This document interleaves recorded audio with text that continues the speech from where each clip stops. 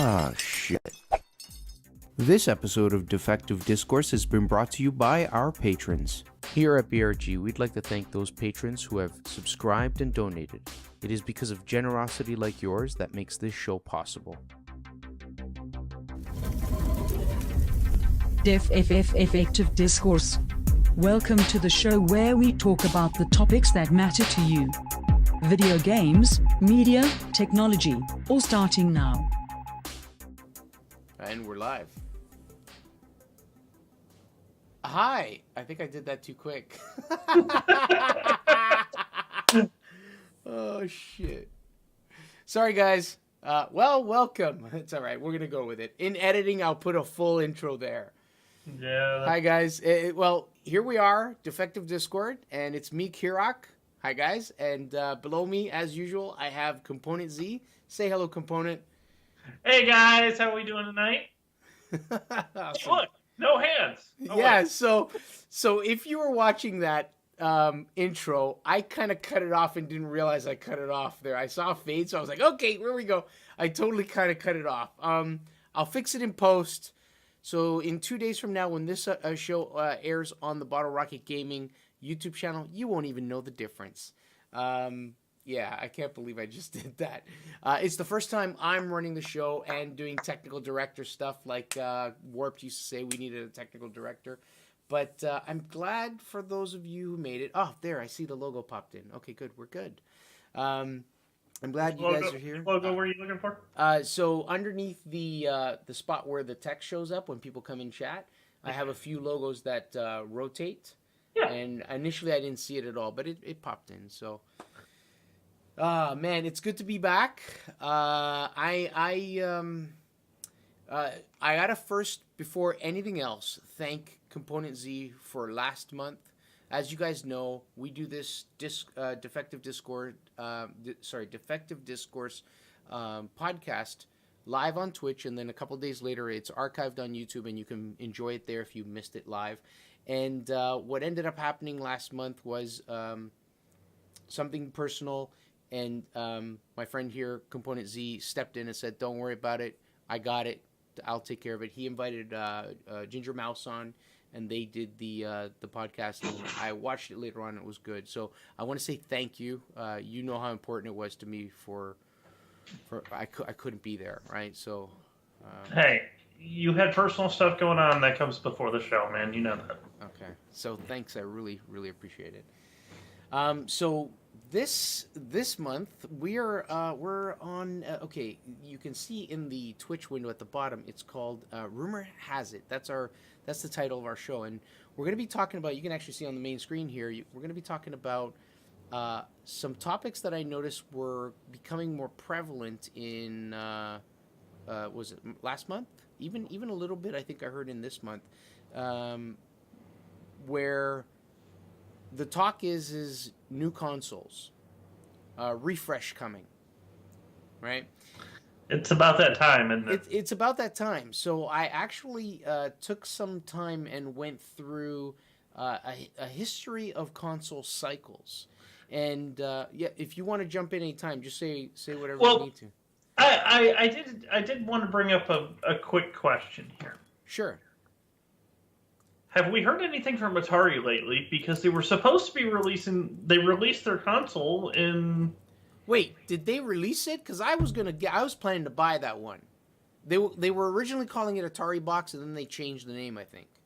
Hold on. Am I right? Oh, you're looking it up? Okay. I will look this up real quick. Okay, no problem. But I'll tell you what I know. I have not heard a thing about it. It's like as if the damn thing fell off the face of the planet. Right? That's what I was wondering.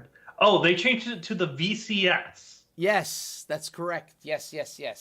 And it lists as a pre-order. So it's available now, or pre-order? Oh, so pre-order meaning it's not available yet, but you can actually put money down and hold one for yourself.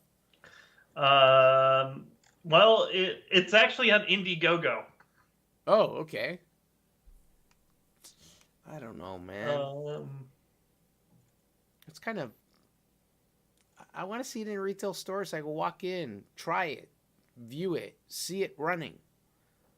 Well, they've pushed the date back because the original estimated delivery was July of 2019. Oh, okay. It's now December of 2019. Now they pushed it back to December. Okay. All right. Yeah. So But we were talking about the consoles, and we were looking at some of the classic ones. yeah. So That's I went through and kind of wrote down the names of each console. I took the big three, so Sony and then Microsoft and then Nintendo, and wrote down essentially all the different iterations of consoles pretty much from the beginning. I might have missed one or two here and there, and put dates down and wrote down how many years gap between each console.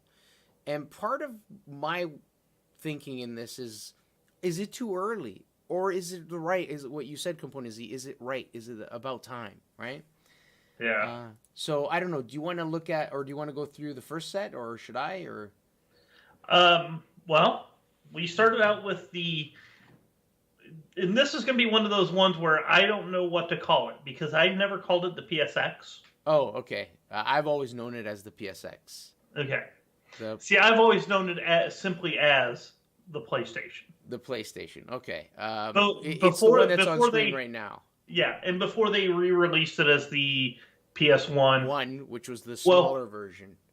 To be fair, I remember the PlayStation, which is similar to the one that you have on the screen, Uh-huh. but without the analog sticks. Yes, you are correct. The first version did not have analog sticks. In fact, I think I have a set of controllers that like And that. so the other thing, interestingly enough, was the original PlayStation actually had I think it's a parallel cable that allows you to run two Device or two units. units, so you can connect to them. I actually had that cable. Yeah, I know what you're talking about. Yeah, So- that was the original PlayStation. So the original PlayStation, I have dates here, was released September 9th, 1995 in North America. So all the dates I'm listing are North America, okay? The reason I went through this, can I do the PlayStation one? Is that cool? Yeah, that's fine. Okay. The reason I went through this is I wanted to emphasize the gaps of time, how much time passed between PlayStation, PlayStation 2, PlayStation 3, and so on.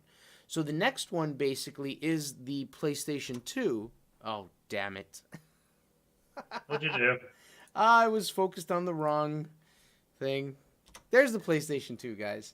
And the PlayStation 2 came out October 26, year 2000 in North America. So from 95 to 2000, that's a 5-year gap between those two consoles. So to kind of illustrate or give you guys an understanding, right? Then let's see. After that, what we had was the PS3. And the PS3, and there it is on screen, it came out November 17, 2006. So there was a year longer gap between the PS2 and the PS3 than there was between the PS1 and the PS2. Our current generation right now is the PS4. And the PS4, there it is on screen. You can see how beautiful it is. That was the first PS4. Obviously, in the last few years, it's gone through other iterations, PS4 Pro and so on. But I'm just listing the PS4. That came out November 15th, 2013, at a 7-year gap from PS3. Can I ask a quick question here? Sure, yeah. And I hate for spoilers, but No worries. on the PlayStations, you only list the major consoles. Yeah. On the Xbox listing, though, you have all three versions of the one listed. Actually, you're right. So Why is the Pro not listed? Yeah, so I did not list the Pro, and I was actually debating on whether on the Xbox I was going to list the Xbox One S or not, but in the end I put it in. Basically, what you're looking at, or what we're going through, is exactly as I saw it on the wiki, on the actual wiki page.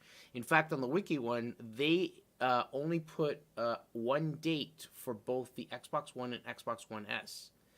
Whereas I had to do a little bit more digging to actually get the Xbox One S date so that I could kind of differentiate it. See, to me, the 1S actually shouldn't really be in that list Yeah. because to me, the 1S is much like the if you'll actually back up to the PS3 photo. Oops. That one? Well, Waiting for actually, Stream to catch up. no worries. And that photo, Yeah, actually, you can see there's the slim version that came out after. yeah. This and the same with the PS2. There was a slim version. Yeah. The 1S is more like a slim. I don't want to call it a slim version, but it was because that was the no. It was the arcade that didn't have. Yeah, there I was think an the one arcade at version on the, not the 1S, it was on the 360, I think.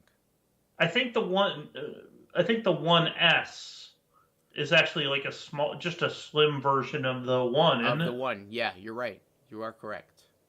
Yeah. It's the X is the only one that had any major changes, and I don't know much about the X. So. Yeah, it's a lot more beefier.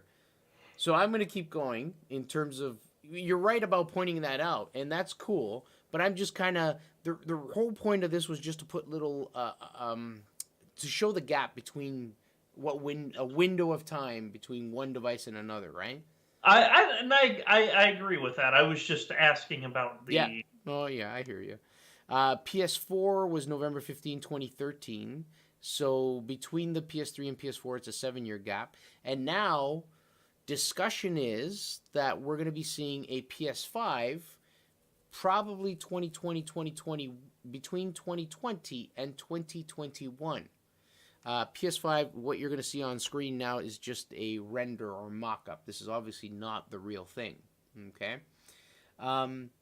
There was some discussion that it could end up coming out this year, 2019, but later on we'll go into the article about the PS5 and talk about Mark Cerny with an interview that he did with, what was it, Wired, I think? Wired. Yeah, it was with Wired, and how his interview kind of made it obvious that 2019 window release for PS5 is still out, likely not going to happen. I don't know if you want to go through the Xbox ones. Actually, I want the Nintendo ones. You want the Nintendo ones? Okay, I'll keep going with Xbox. So for Xbox, the original Xbox was released, and there it is there on screen, was released in North America on November 15, 2001, and I bought that sucker, and I still have it. I used to have the black one. I ended up trading that in, but I ended up buying the crystal version, the one that has the plastic shell that's all see-through. Nice. And I still have it, and it still works. The only thing is there's no online service for it anymore. But that came out in 2001. So one of the things I want to kind of point out was the PlayStation had a 6-year head start in terms of consoles, right? So Xbox didn't come out. I think it was more or less around the time the PS2 came out. Yeah, and you can see it from the dates. PS2 came out in 2000. Xbox, their first Microsoft version, came out in 2001. So they kind of missed a generation. The next one that they came out with was the Xbox 360. That was the iteration. Here you can see the Xbox 360 and then the Xbox 360, I think referred to as Elite in the picture. And that came out November 22nd, 2005. So that was a 4-year gap from the original Xbox to the 360. After that, we received the Xbox One, the one that a lot of people made fun of the name, Xbone, I think it was. Oh, they've been calling them Xbones from the get-go. Yeah, okay. And this although, to be fair, on the 360, I do miss the side-mounted hard drive because they were so easy to upgrade. Oh, yeah, they were actually pretty cool. In fact, I think I ended up buying the one that had the smaller drive just so I could go buy a cheaper, bigger drive and pop it in myself. Yeah. And here in this one, you see the photo that it had the Kinect. So this was a big deal back then when the 360 had a Kinect, but it was really, really rudimentary. This was the first one where they kind of had a system that was really good in terms of picking up audio and picking up visual fidelity. They had the dance games and stuff. But eventually... Because This was also the one where a lot of Twitch streamers would mess with their viewers. uh, oh really? I didn't know that. Yeah, In what way? How would they do that? because the microphones were actually good enough on the Kinect that they'd be doing something and they go Xbox off. And it would turn on. And the microphone, the TV would usually be loud enough to trigger the microphone, to trigger the Xbox Kinect, and it would actually turn off the Xbox One. That's awesome. Oh my gosh. Yeah, one of the complaints was that it drove the price of this console up, and I think they eventually dropped the Kinect. They did. Yeah. Because like when I bought mine, I bought mine without a Kinect. Okay. 'Cause I actually kind of miss it. I don't have it on my Xbox One X, and you can buy an adapter to make it work. But I ended up trading it in and got some value for it. But I do miss it a little bit. on a side note, Yeah. there is one feature that the Xbox has that I wish the PlayStation has. It's actually got a HDMI in and out. Yes, you are correct. Pass through. Yes, it's got an HDMI pass through. But they also sold a add-on. It was a IR blaster. Okay. And you could actually use the Xbox to control your brain just went dead. Cable box. Okay. So there was actually a cable box setting for them, so it would pass the cable box through itself, and you can use like the media remotes or even the Xbox controllers and actually take control of the cable box. Oh wow. Okay. That's pretty cool. And it's interesting though. Even the one I have, which is the latest iteration, Xbox One X, has that pass through still. It still has the in HDMI, out HDMI. Yeah, yeah, but it's like I said, it's one of those features that PS4 never got. No, you're right. They never did. So this is the console that I threw in as well, but you pointed out you really wouldn't count it in as one of the consoles because it's still an Xbox One or part of that group. But just to give an idea, the original Xbox One, the one that was on screen just a moment ago, was out in 2013. The Xbox One S, so kind of like a reduced version, came out 3 years later. There was a 3-year gap, so August 2nd, 2016. And then because PlayStation was I think at this point, because PlayStation 4 was kind of kicking Microsoft's ass, let's put it that way, they rushed to market. Actually, I'm surprised that they did such a good job with this. The Xbox One X. The Xbox One X came out in North America November 7th, 2017, which was just 1 year after the Xbox One S. But if you compare that to the original Xbox One, that's what, from 2013 to 2017. So what, 4 years? Yeah, it's a 4-year jump. It's a 4-year jump. And I think they did this intentionally. I should show the photo. There it is there. I think they did this intentionally to try and regain the upper hand from PlayStation. And I remember that E3 for 2013, just before they launched the consoles, and how Microsoft basically messed up big time, and PlayStation took total advantage of that and just completely won over the hearts of all the people. And so they to this day are reaping the benefits of that. And now the discussion is that there's Xbox. See, this is weird. On the article I was reading, it says Xbox Scarlet as the code name, but then they also have a code name for Xbox Anaconda and Xbox Lockhart. And I'll show you. Oh, this here is not, this image of the Xbox that you're seeing on screen at the moment is not. It's just a render. So because we don't know what it looks like, right? So sorry, you were gonna say something, CZ? Well, I think the reason that there's 3 names is part of it is one of the rumors I've been picking up is that they're going to release 2 units. Yeah. One of which is going to be like the original Xbox One, where it's going to have the nice, where it's going to have the optical drive, and then there's going to be one unit that's like the X that doesn't have the optical drive. It's download only. So, can I?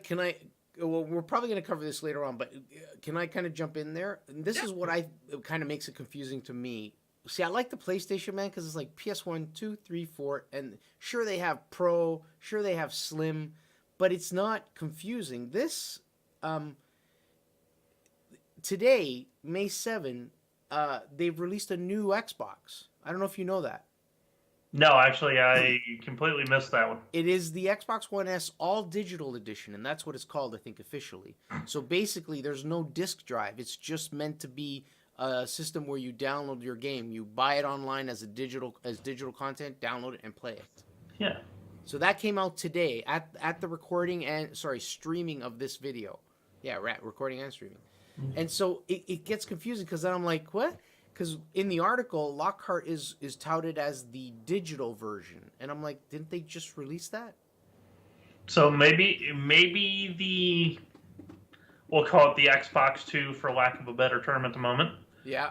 Maybe the Xbox 2 is going to have a digital version straight out the gate. Oh, I see. You know, I mean, maybe they're releasing something to combat. And I can't believe I'm saying this out loud. Maybe they're going to try to release something to combat Atari. Oh. Yeah, okay. That kind of makes sense because the Atari doesn't have a disc drive, right? Correct. Yeah, that's a good point. I never thought of it that way. Yeah, the Ataris don't have a disc drive. They're games as a service. Yeah. So that's going to be interesting. But... Right. So you want to jump into the next? Yeah, I wanted to jump in on I'm going to call it the redheaded stepchild of the Console Wars Generation 2. The clear winner of the original Console Wars, though. Uh-huh. With the original game system I owned, the Nintendo Entertainment System, NES. With its 1985 North American release, which made me 5 years old when it came out. So I didn't buy this. I never had this. I had a friend who had it. I would go over and play Duck Hunt. Yeah. Yeah. The dog that come up and laugh at you still haunts my dreams. 6 years later, Nintendo released their Super Nintendo Entertainment System, the SNES, in 1991. Now, this one I didn't have, although I do have the Classic. Okay. I had a friend of mine in high school that had one, so I'd just go play his. Got it. Okay, yeah. The follow-up to this SNES was the N64. This is where I first took notice of Nintendo's consoles. But I still didn't get it. Go on. I had one. Yeah? And to this day, the console itself is an awesome console. Yeah. It was so ahead of its time. The controller still sucks. Oh, really? I hear a lot of people say they like it. It is such an awkward controller because depending on what you were doing, you would either you would kind of have to hold the center in your left hand and then have your right hand for the buttons, because there's also a trigger underneath the analog stick. Oh, is there? Okay.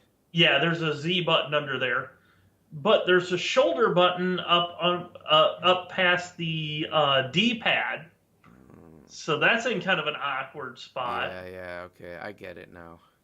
But depending on the game, sometimes you would use the D-pad, sometimes you'd use the analog stick. The analog sticks were not that accurate, and they would come on, they just screwed on. So like they would come untwisted and then they'd break, then they'd come loose if you're not careful. But they weren't that accurate, and the springs had a tendency to loosen over time. Okay. So you'd get a really dead stick feeling. Gotcha. Yeah, I like I said, I loved it. I had one. Some wonderful games on that system. Yeah. I still hate that controller.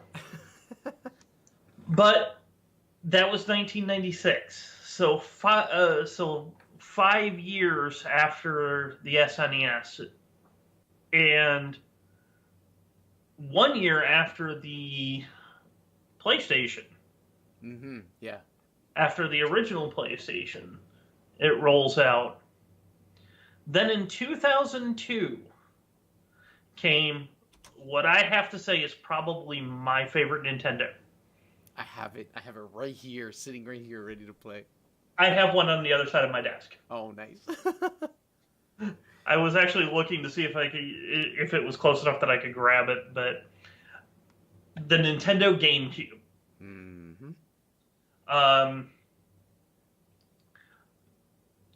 Like I said, to me, one of the coolest systems. Great add-ons. Yeah. Super small. Portable. Yep. It had a handle on it. Has a handle built in. Can support 4 players without needing a adapter. PlayStation. Yep. It was really good. In fact, you mentioned add-ons. I have right now on mine at the bottom the Game Boy Advanced adapter. Yes. Which would allow you to take Game Boy Advance cartridges, plug it in, and play them to your TV through the GameCube. Yeah, that was awesome. Really cool. They actually, it's hard to find in the U.S., but there was actually an online adapter for them for, what was it? I think Phantasy Star Online used it. You mean the Ethernet port that you could plug into the bottom? Yeah, there was it replaced one of the little slots. It was an empty slot. You would take out the dummy and then pop it in. Yeah. Yeah, I got it. It's on mine. But, that was and actually this is also the first Nintendo to not use cartridges. There is something else that I don't know if you know this, but when you bought a Nintendo GameCube, you'd get the cables. Oh, to hook up the So it was just regular RCA cables, but if you wanted to get the HD cable set, you would have to order it from Nintendo. It wasn't available in store or anything like that. Yeah. Now, if you try to find that cable set, which I never got, people are selling that thing online for hundreds of dollars because there is no third-party equivalent. There's a special chipset in that cable that makes it, they can't duplicate it apparently. I don't know the exact reason, but it's insane. Insane. The other thing I thought was super neat, one of the weirdest features of a console, is the fact that you could actually hook up. There was a cable that goes from the Game Boy Advance or Game Boy Advance S. I think it would actually connect to the SPs, and then plug into the controller ports on the Nintendo GameCube. Yep, I remember it. I don't have it. And depending on the game, you could either use it as the controller, or it would have a special feature. One of the games that I actually have sitting on the other side of my desk over here, which unfortunately I can't reach from where I'm at, is Mega Man X Command Mission. Okay. Command Mission, when you use the Game Boy Advance, it turns it into treasure radar. As long as there's no game in the system when it's turned on, it'll sit there and serve as treasure radar. So as you're running around, it'll show you if there's any treasures in the area. Oh, that's cool. Then there was Crystal Chronicles, which allowed it was a Final Fantasy named game, but it was a Final Fantasy game. It's an RPG, turn-based. Except when you played multiple players and had using the Game Boy Advances, your menu would show up on your Game Boy Advance. My menu would show up on my Game Boy Advance. So I could set whatever commands I want to do. If I want to heal, attack, use magic, I'd be setting all those on my screen. Gotcha. And it keeps the game running on the main screen. It's good use of a second screen. That's awesome. Yeah, I thought it was kind of a neat. I thought it was one of the neatest features that came out on a console. I can't think of any other ones that have duplicated that. But it's hard to believe that came out in 2002. Yep. 6 years after the N64. God, I feel old. God, I feel old because I remember all of these coming out. Yep. Me too. Then there was the Wii. What do we say about the Wii? 4 years, so 2006, after the GameCube, came the Wii, which, good in concept,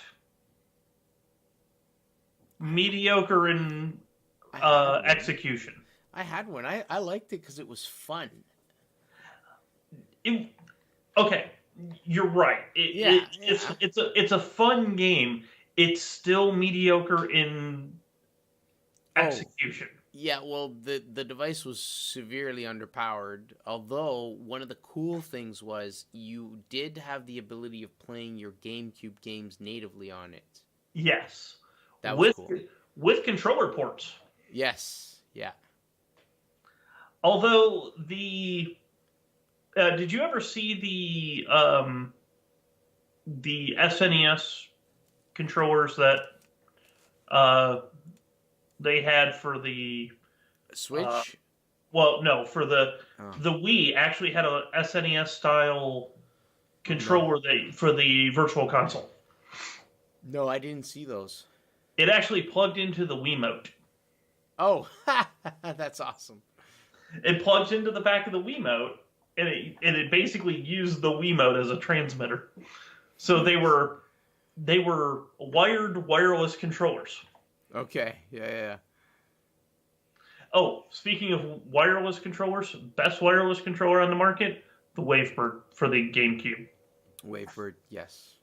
Yeah, I remember that one. But like I said, that was 2006. Let's jump up to 2012, because I didn't realize there was that big of a gap. It is. That's the crazy thing. 6 years between the Wii and its bigger brother, the Wii U.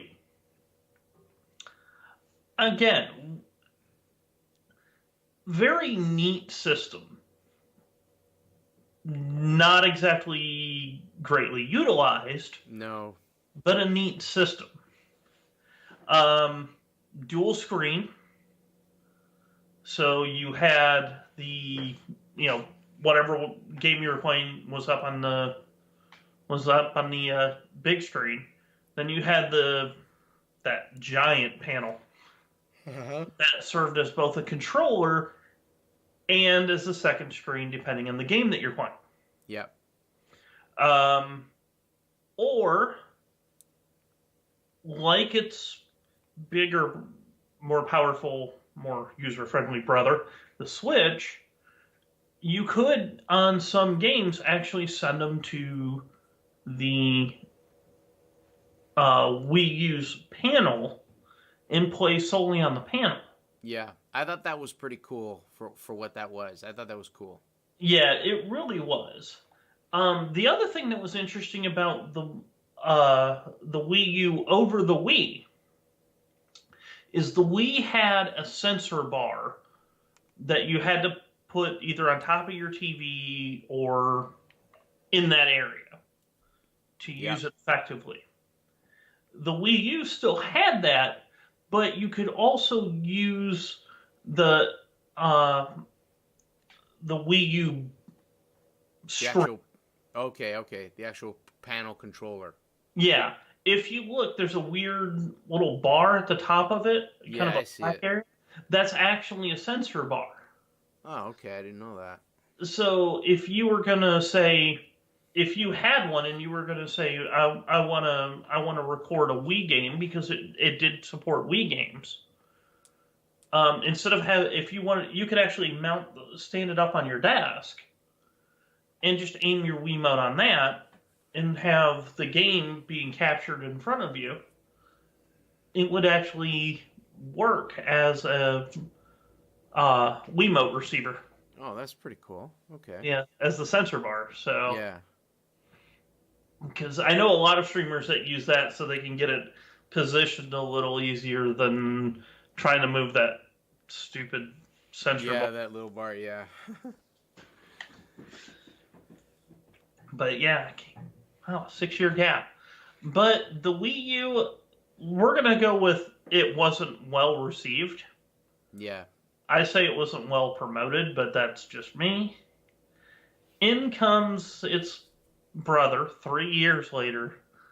Your favorite console, the Switch. And mine. Yours. Switch. Yeah. I said your favorite console. Oh, thanks. The Nintendo Switch. When you said your favorite console, I for some reason took it as everyone in the audience watching. No, I meant your favorite console. Let's go there. The Switch. What makes you think it's my favorite? I'm just kidding. I love it. Do we need to have this conversation? No, we don't. We do not. Again, a unique bird. Definitely not sitting there trying to combat the Xbox or the PlayStation. Just a weird bird, but it does what it does, and it does it well. It's something I'm going to say that I think the reason it is one of my favorite consoles is the fact that you can switch between TV play in the living room and handheld with the exact same game without, instantly between the two. And I've always... It's almost like it's in its name. Yeah, I've always wanted console games on the go and be able to just play it on the TV. But in the past, other companies have done it. Sony's had the PS Vita and the PlayStation 4, and you could sync games and stuff. You could even buy the same games and sync the saves, but they're still not the same game. This is the game you play, and it's not a dumbed down version. It's the game you play, right? So, really, really good. I'm getting to the point that I kind of want one. Oh, you don't have one? I thought you did. No, I do not have a Switch. Although there are some games there are some games that look good, and I might actually be considered. Okay. I might consider buying. So, like Pokemon Sword and Shield. Mm-hmm. I see. Okay. But it's good. Let's go on to the heart of the matter. What we're actually here for, though. Oh, and then there's the possible switches. Yeah, we're not going to talk about the switches.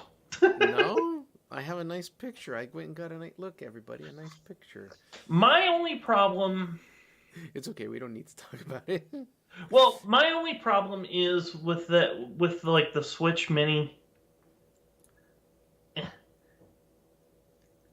I don't want Nintendo to break their streak.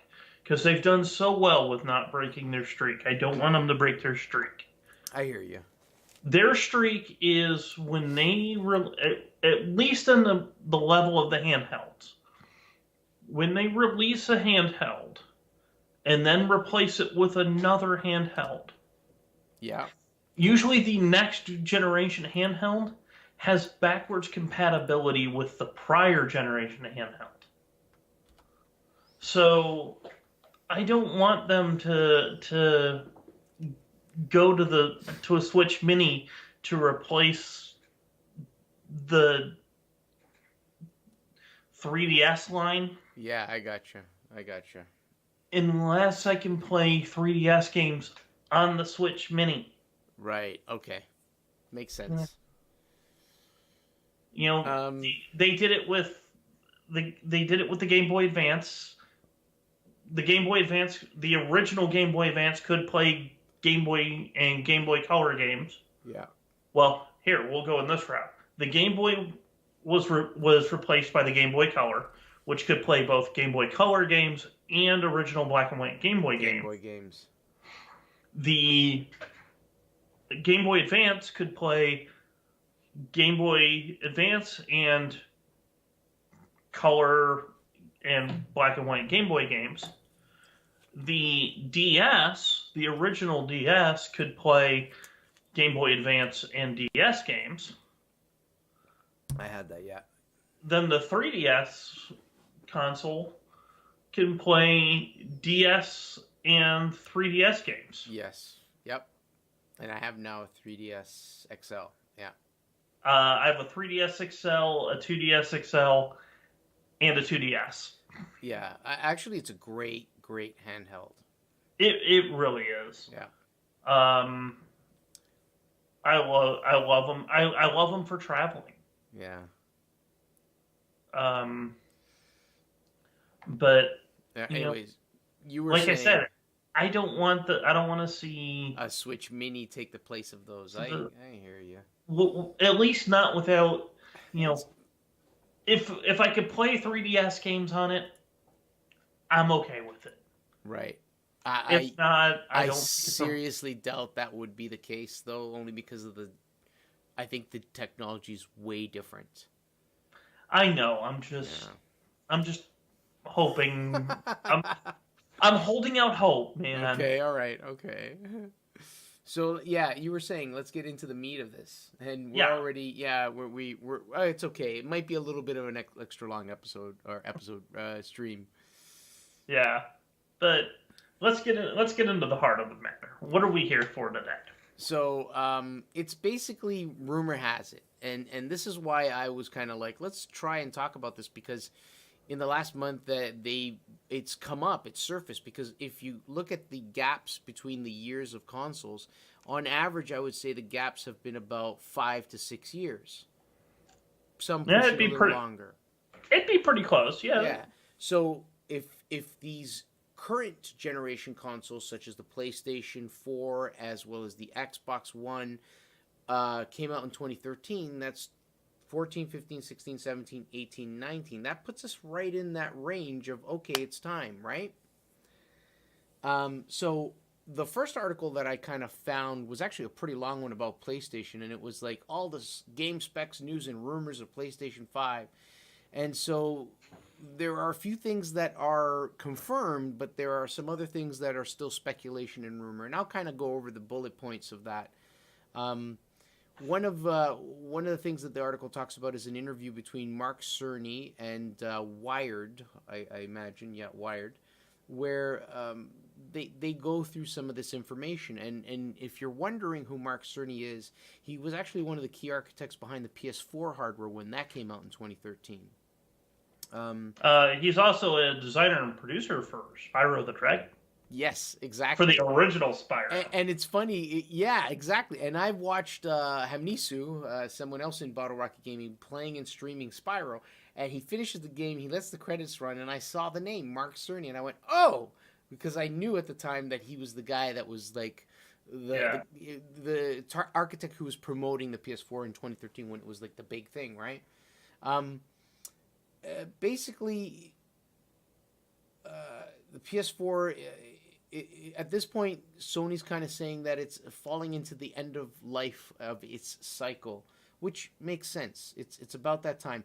Personally, though, because I have a PlayStation 4 and I have an Xbox One X, I'm looking at these going, no, man, these systems are still good. I think they can get a lot more juice out of them. The developers can squeeze that little bit extra energy out of them. And that may be true, but I think it's because it's the current and I'm used to it. And you never really want to change or have to go out and buy another one until that's out. And then you go, wow, look at that. You know what I mean? Yeah. But if Cerny's is to be believed, which I'm going to believe him, he did confirm that it is an 8-core AMD Ryzen-based chipset in that. That's big. That's potent. Yeah, exactly. So it's like you look at these machines and you think they're powerful. Wow, what's coming? You know? Actually, just to be...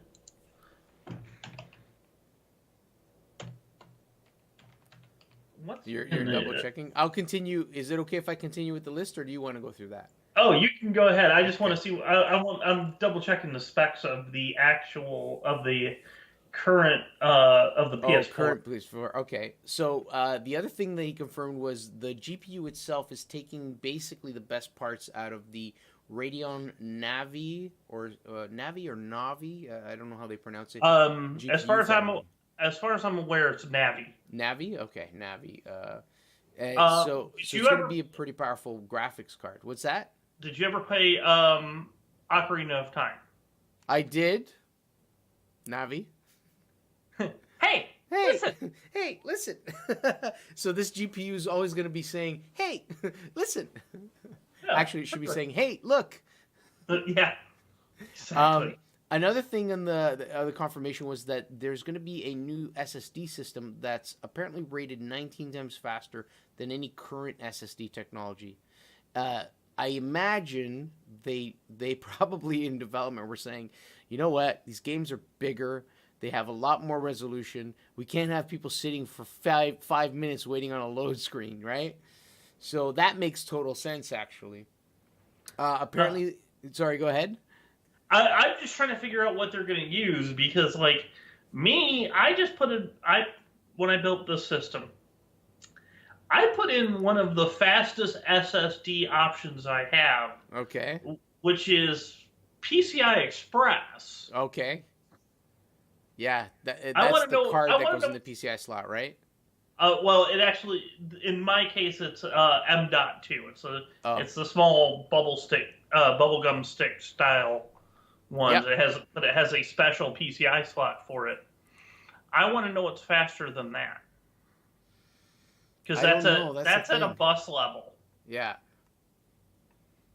I can't wait to see this thing. Actually, once it comes out, you know how many places are going to be doing teardowns and. Right, I'm going to be on those. White on rice. Same here. So the other thing it confirmed was 3D audio, which I think you had something to mention about the audio and how important it is. Yeah, one of the things that they were bringing in they were talking about in the audio is the audio is going to be a ton better. Like they're putting it on the level of Dolby Atmos, and I want to make the point of that because realistically, audio is as much a part of the game as the graphics.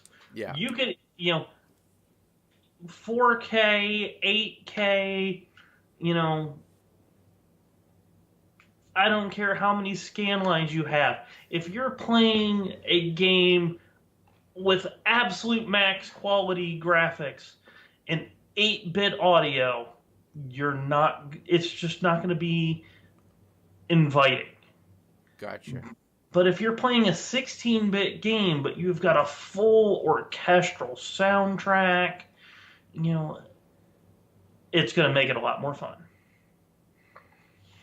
It's funny, until you pointed that out to me, I wasn't really, it didn't dawn on me. Like my thing was the last point in this list about graphics, right? Yeah. So actually, I'll talk about that one next. Another thing they said, the device will be 4K native with 8K TV support in some cases, which is pretty awesome. And the one I did just skip was backwards compatibility with PS4 games and PSVR is confirmed. Yeah. That I am super happy about that because I have a nice little library going and I still have games I want to finish. So Exactly. And to be fair, this is what going to be the first this is going to be a first PlayStation to have backwards compatibility since the PS2. No, I take it back. The PS3. The original PS3 had it. Yeah. Had native background, Correct. and then that was replaced after 6 months. Yeah, you're right. So those were basically a list of confirmed things in the interview that Cerny had with Wired. But the following stuff is essentially speculation, rumor, and that's what our title is. Rumor has it. Let's see here. At this point, we still don't know what the system is going to look like, or what kind of name it will have. We don't know if it's going to be PS5 for short, PlayStation, or what they may don as a new name on it. I imagine they're going to stick with PlayStation 5, PS5. It just makes sense. We hope. We hope. We hope. Call it something really bad or something. I don't know. Now the next rumor is one I can get behind, even though it's really early in its development. I've been trying to stay ahead of this curve, and that's ray tracing. Mm-hmm. Yeah. This might actually have a graphics card capable of ray tracing out of the box. I thought you were gonna swear there. Out of the mother. Well, it got close. But out of the box, we may have ray tracing. So that's going to put it on par with the RTX series graphics cards from NVIDIA. Some of the new Navis do have it or are supposed to. Even Intel's new standalone GPU is supposed to have it, but what it can do is it's a rendering technique that's been used in graphic arts rendering by generating an image by tracing the path of light as a pixel. Yeah. It's pretty awesome because you can, if you ever watch those videos online where they showed ray tracing or without, it's one of those things that you don't notice until you notice it. Yeah. I don't know how to explain it. And then once you reflections see it, in water. see it. Yeah, exactly. It adds a whole new dimension. And then you go back and you go, how the hell did I not see that before or find that wasn't missing before, right? One of the most common places to see it is reflections, Yes. like polished metal reflections. Those are some of the biggest ones to see it. Another rumor, now part rumor, because Cerny did confirm PS4 and PSVR backwards compatibility, but there's speculation that it may even support PS3, PlayStation, and PS2 games as well. So it is a rumor, it is speculation, but if they're... Imagine you buy a PS5 and you can play... I can take my game that's for PlayStation 1, throw it in, and play it. But here's the question. Yeah. Okay. This is one of those questions I have to ask. Yeah. Are we talking real backwards compatibility, or are we talking a virtual console? Because emulation, yeah. That is two different things here. You are 100% right about that. Because, I wouldn't call, the Wii U virtual console backwards compatibility, but they do have a great library of old games. Mm-hmm. Yeah. So I mean, even Xbox, and we will probably touch upon that, has the same thing, but it is an emulation. It isn't actual true hardware backwards compatibility. So Yeah. let's see here. What else was there? Oh, another rumor was the PSVR may. So it will support the existing PSVR headsets and hardware, but the rumor is that a reiteration of that will be re-released as a wireless headset, which is pretty cool. Um, Now, the next one was kind of weird for me. mhm. Sony apparently backed out of E3 this year. Yeah, apparently they did. At least that's what the article stated. Yeah, that seems a little weird because they're usually uh, they're usually a Yeah, big showing at E3. yeah. So that being the case, it's making it a little harder to kind of pin down a realistic timeline for when this new console is expected to be out. Yeah. Um, let's see here. So yeah, I actually did allude to this earlier. There was speculation and rumors that it would be coming out holiday season 2019, but the interview with Cerny kind of discredits that and puts it into the realm of most likely it'll be 2020 or 2021. Seems reasonable. Yeah. I mean, to be fair, 2020 would put us at what, 7-year gap from the PS4. Yeah. Yeah. So that's still within that range because there were a couple that were 7 years in the list we went over. Yeah, with like only one major 8-year gap, and that's the 360 to the one. But hey, so the other thing too is that apparently dev kits have been sent out to companies, and titles such as Last of Us 2, Death Stranding are expected to potentially be cross-platform games. So games that'll release both for PS4 and PS5. Be interesting to see because that'll honestly for me, if that is true, especially for Last of Us 2, one of my favorite games, I would one of my favorite series. I would easily buy a PS5 and that game just to play it on the better hardware. alrighty. But now this one is kind of interesting. Well, we're gonna move on to the Xbox because it needs some love too. Yeah. But speaking of E3, since Sony's not going to be at E3 this year, last year at E3, Microsoft announced that it was already working on the next generation Xbox, codenamed Scarlet. Yeah. So Scarlet is the one that they say is supposed to be the, like you mentioned earlier, the higher end one with the disk drive and so on. Basically all the power behind it and the more expensive console. In fact, a little further down we have a list of the different specs for the Lockhart versus Anaconda. And this is where I got confused. I was saying they call it Scarlet, then I hear Anaconda and Lockhart. So I'm a little confused as to, is there 3 or is there 2 consoles? I think, and this would be my guess, Xbox Scarlet. Scarlet is an S. Oh.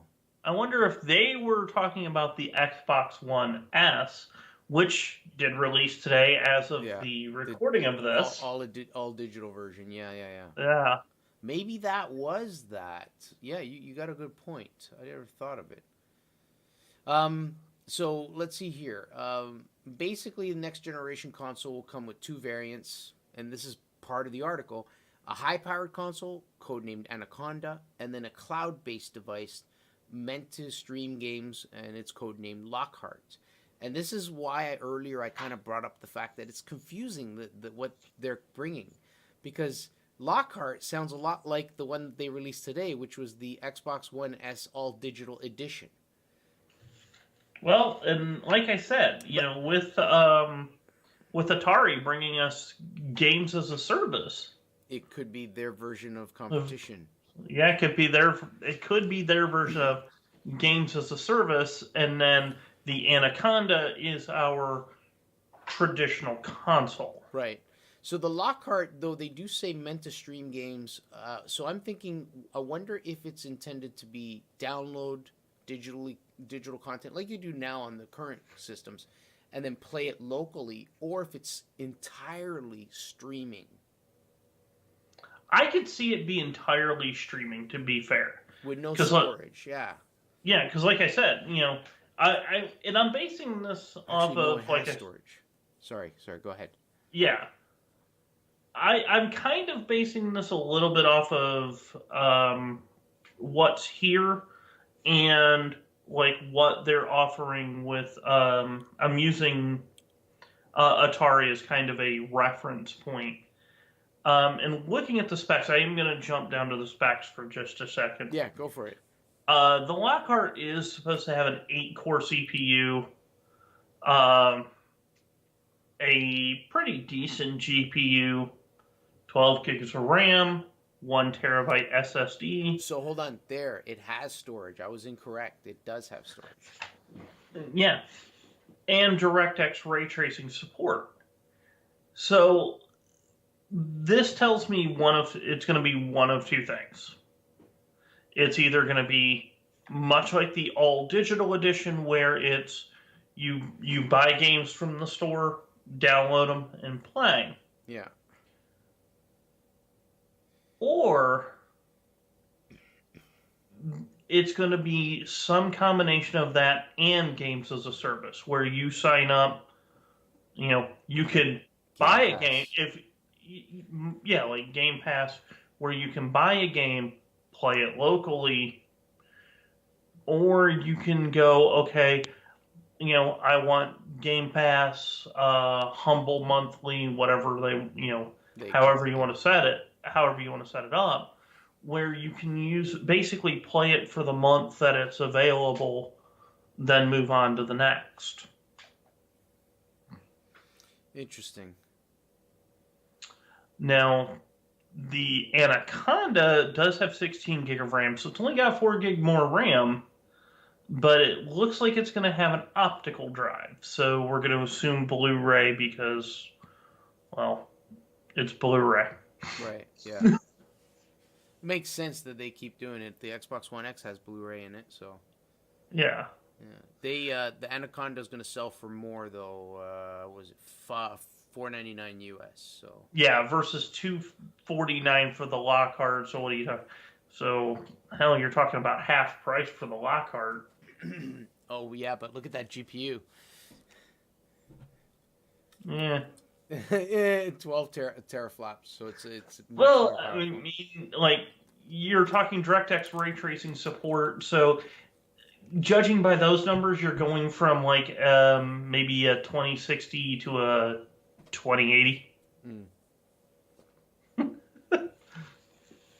So right now, E3 is kicking off this year. Microsoft's kicking off on June 9th, 1 p.m.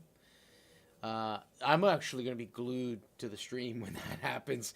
They're going to be expected to reveal more details on them and hopefully give us a little insight as to exactly when we can expect these consoles to come out. Sweet. I do want to mention the next point. Even though the PS5 specs were kind of made public in that interview, there is a gaming editor by the name of Ainsley Bowden, and he tweeted almost immediately after those specs kind of came to light, saying that multiple insiders have confirmed to him the high-end Xbox Anaconda will have beefier specs, which is actually quite interesting. Yeah.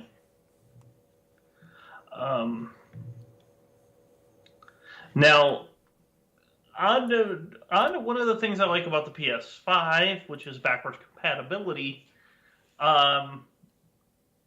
it hasn't really been brought up for the new X, for the, we're going to call it Xbox 2 just for naming convention reasons. Yeah. You know, a lot of people can't believe that Microsoft would overlook it, especially with what they've done with trying to make the Xbox One be able to play Xbox 360 games, which really all you do is you put it in there, it reads the disc and downloads the actual game. Yeah. That's exactly what it does, and I've done it, and it actually works pretty good. Yeah, it does, and I'm not saying that it doesn't. I'm just saying, you know, there's been no backwards compatibility talk, but they did take the steps to make the one backwards compatible. Hopefully, the two will be backwards compatible either the same way or actually be able to read Xbox One discs. So. Let's see here. There was one thing that they did mention, and that was back in 2018, Microsoft announced their Project xCloud, it's called. Their idea behind this was that they wanted Xbox quality games to be available on any device. They appear to be betting big on this arena and have the infrastructure to back it up. So that's a little different in that not only would you be able to play games on the systems, the actual hardware that they come out with, but you'd also be able to do that with your smartphone or your tablet or something like that. So it's kind of cool to think of that. I'm interested to see if they do mention anything about that in E3. This E3. Now let's talk about the section you've been chomping at the bit. It's okay. I know how you feel about this because I remember your 2019 yes projection, your predictions for the year, and yes. yours may or may not come true. It sounds like it's going to, but it may or may not. That is the Switch Pro and the Switch Mini. Now, keep in mind, they are rumors, right? And in the last month, it seems like these particular rumors kind of gained some momentum. And then I think not too long ago, maybe about a week or two ago, all of a sudden I saw articles where Nintendo's denying that there's any new Switches. So it's like you know, tease me, and then all of a sudden, oh. Yeah. Although, to be fair, if the rumor about the Switch Mini is correct, where it doesn't have removable Joy-Cons, I would be okay with that. Yeah. Believe it or not, I like the PSP. I like the PlayStation Portable. Yeah, I do too. It was a good little handheld. Yeah. I'm going to go out on a limb. I like the PSP Go, and a lot of people didn't.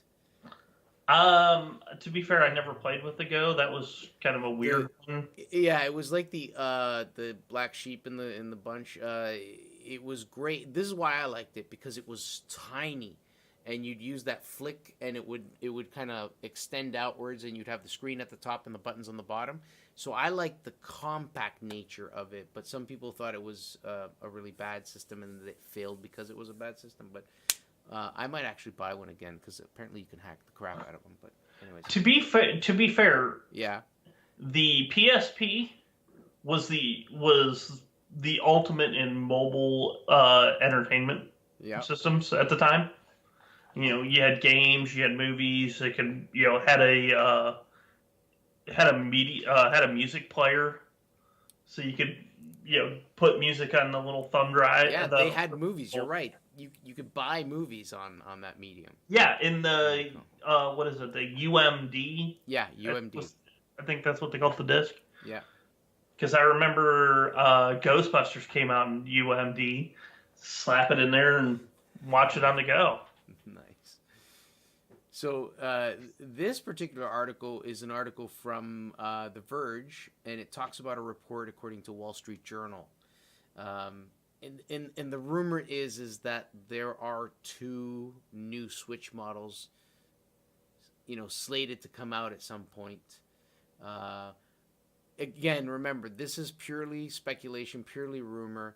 Apparently, they were saying it could be as early as summer 2019. I honestly don't see that being real. I do see new versions coming out, but not that quick, that soon. I don't know.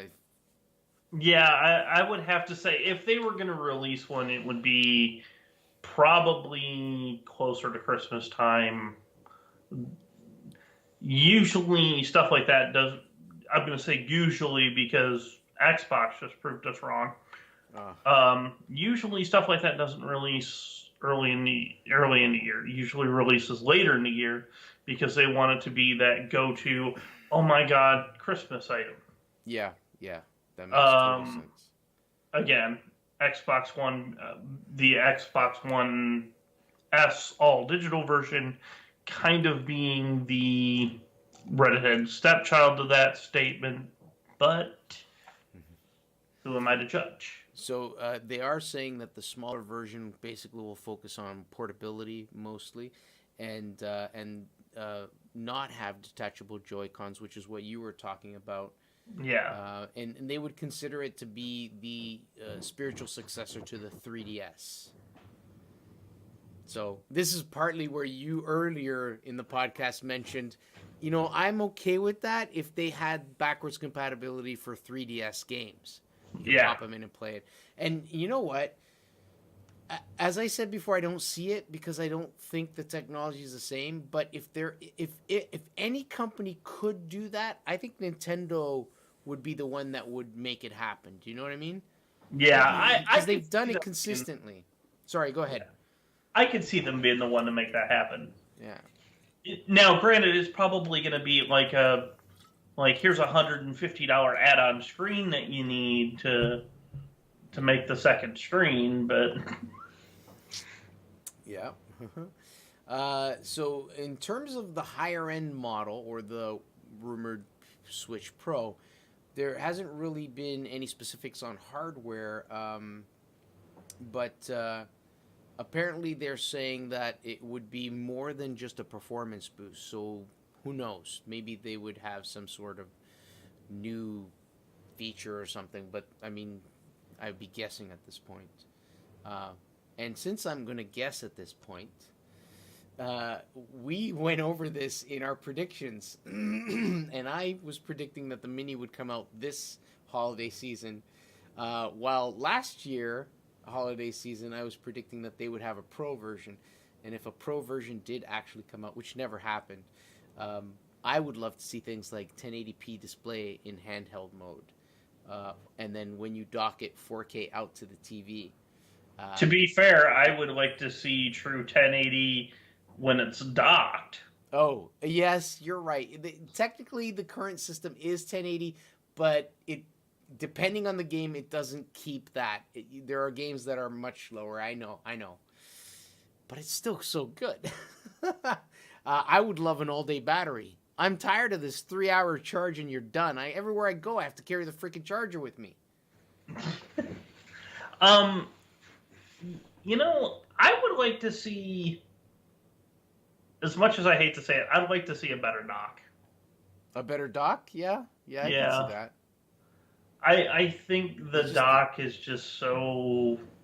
It's like an empty piece of plastic, basically what it is. Yeah, it's... I mean, I get the design choices that they make. We want to protect the screen when it's docked. But it's so ugly. It really is. One of the things I would also like to see is chargeability, so you can charge the device when you're playing it in stand mode.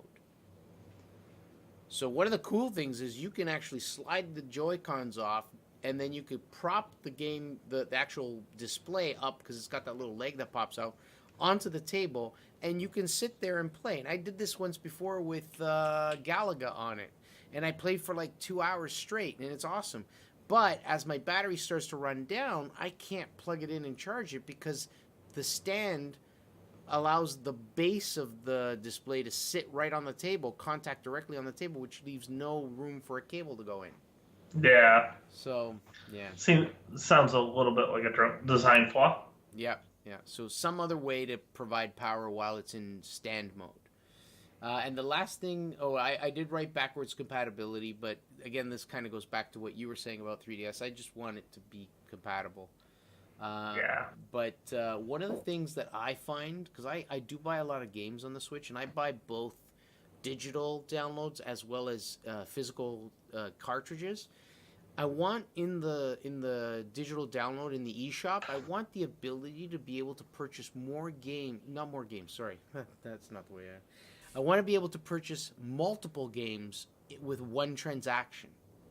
Yeah. I can see that. Yeah, I can't, like, I look and I go, wow, they got a sale on this, and together, all 3 games are $23, right? Because they have games that are pretty cheap, right? Sometimes if they're on sale.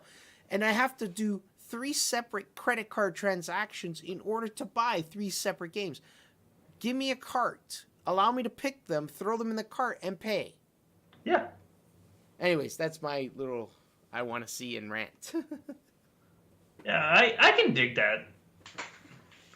See, I'm spoiled. I use Steam a lot. Yeah, I know. Same here. A lot. And I'll do that. Especially during their their holiday sales. Yep. Cart. Buy. Oh man. Yeah. So that's pretty much it, guys. That brings us to the end of our discussion about Rumor Has It. I figured it would be a pretty cool way to list out the history of consoles and kind of show the gaps between the different iterations of those consoles over the years, to give everyone an idea of whether or not it's it's time. Because I can easily see people saying, no, the Xbox One X is fine, the PS4 Pro is fine, why do they need to push out another console? Well, when you compare it to all the others, it's around that time. It's about time. So yeah.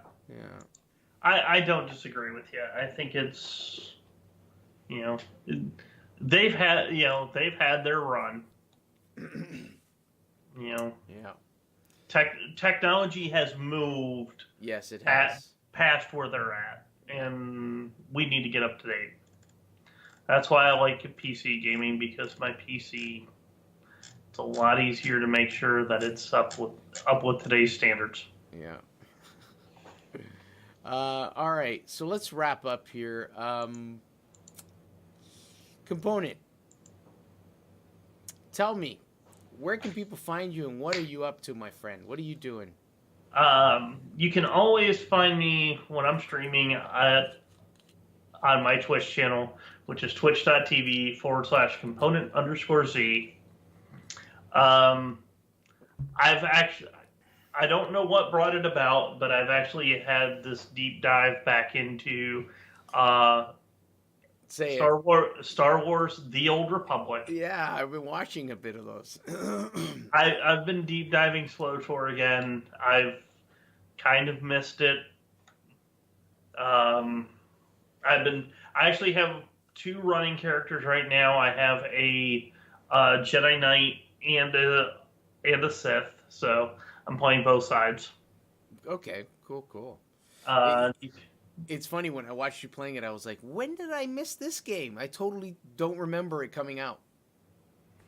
It's actually been out for 6 years. Yeah. It is an MMO. But it's 6 years old, but I still play it. Nice. Cool. Plus, I was playing some Scribblenauts Unmasked the other day. That was a lot of fun. Oh. If you haven't played Scribblenauts, I recommend it. Scribblenauts is the one where you write a word and an object of that word comes up, right? Yes. Yeah, I played it on the iPad a while back. Yeah, you can play, or you can add adjectives to Ah. things, so you can make somebody like fiery, um, you know, hypnotic. Okay. So but you can have fun with, and it's amazing how um, you can take things kind of, I don't want to say out of context, but you can kind of put a spin on certain things. And the developers were actually pretty smart and kind of said, we can answer this multiple ways. Let's put multiple answers in there, so it's not just has to be fixed way X. Got it. Yeah, yeah. Huh. All right. Sounds good. I saw you got Ginger involved in Old Republic. Actually, believe it or not, that's what she started streaming. When she started streaming, that's what she was playing back. Ah, Was okay. I didn't it's know been that. three. It's been 3 years since she started streaming. I think 2 or 3. Yeah, probably about 3 years that she's been streaming, and she actually got started playing the Old Republic and Star Trek Online. Understood. So she kind of got back in. She kind of got back into it when I picked it up. She's like, "Hey, I haven't played that in ages." So. As well as you guys know, I wasn't here last month when we did the Defective Discourse episode, and I haven't been streaming at all for a month and a half now, coming on to 2 months. I did. I may have mentioned the last time I was on Defective Discourse that I am working on new art for my YouTube channel and Twitch channel. I'm like that close to completing all that art and stuff, and my plan is to come back and start streaming again and posting stuff on videos by the end of this month. So 2 to 3 weeks I should be back on, and you guys can come find me on like twitch.tv/KirokCraft and also on youtube.com/user/KirokCraft too. So yeah, that's pretty much it for now. And so thanks everyone for joining us. As mentioned at the beginning, we are part of Bottle Rocket Gaming. Bottle Rocket Gaming is a community of gamers, basically people who get together, and there's a Discord that we have. You can actually go to Discord and do a search for Bottle Rocket Gaming and join, and that's where you get exposed to the best of us, the best of us, in the sense that you can get to know us, ask questions. You can even check us out on our website. It's bottlerocketgaming.com. Aside from that, we do stream once a month this show, Defective Discourse, on twitch.tv/bottlerocketgaming. And then 2 days after we go live with the podcast, we archive and put it on YouTube, which is youtube.com/bottlerocketgaming. There you can catch this one if you've missed it, or any of the others that we've done. This show comes out once a month. We stream it and then put it on YouTube for you guys to watch. Aside from that, if you like what you see, you can always follow. You can always, subscribe on the different socials. And you can even follow and donate if you wish on Patreon. You can find us on patreon.com/bottlerocketgaming. Check it out. On there, you'll see that there's a bunch of different tiers. If you want to participate by chatting in the stream or leaving comments on the YouTube channel, or if you don't even want to do that and you just want to throw us a buck or two, you could do that on Patreon. Either way, every little bit helps with our support. So I that's pretty much it, guys. So thank you everyone who made it out tonight. CZ, thanks again. And I was looking forward to this a lot. So I had a ball tonight. I'm so happy. Well, we're glad to have you back, sir. Thank you. I appreciate that very, very much. Okay. All right. So we'll see you guys in a month's time. You know what? I'm a bad host. I did not check and see what date that is. First Tuesday of the month. Of next month, which is... I'm guessing the 4th. 4th. Yes. Yeah. Okay. I was going to ask real quick before we go. Yeah. Do we want to move it to the 11th so we can cover E3? Ooh. Okay, done. 11th. So 1 week later. So it'll be the second Tuesday of the month, right? Yeah, it'll be the second Tuesday. That way we can cover some of the stuff that comes up at E3 because E3 is going to be big. Oh, dude, this is going to be amazing. Okay, done. So if you're seeing this video, if you're here in the live stream, our next Defective Discourse will not be the first Tuesday of the month. It'll be the second Tuesday of the month. That will be the 11th of June. Be there. Or B Square. Or B Square. All right, guys. Thanks again. Thank you everyone for coming, and have a great night. Bye-bye.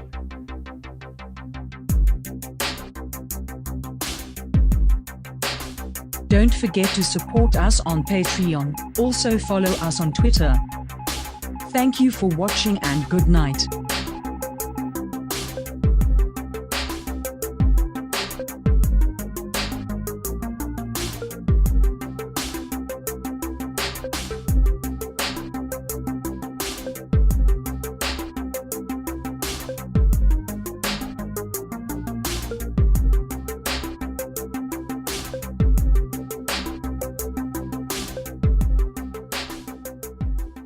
Cheerio.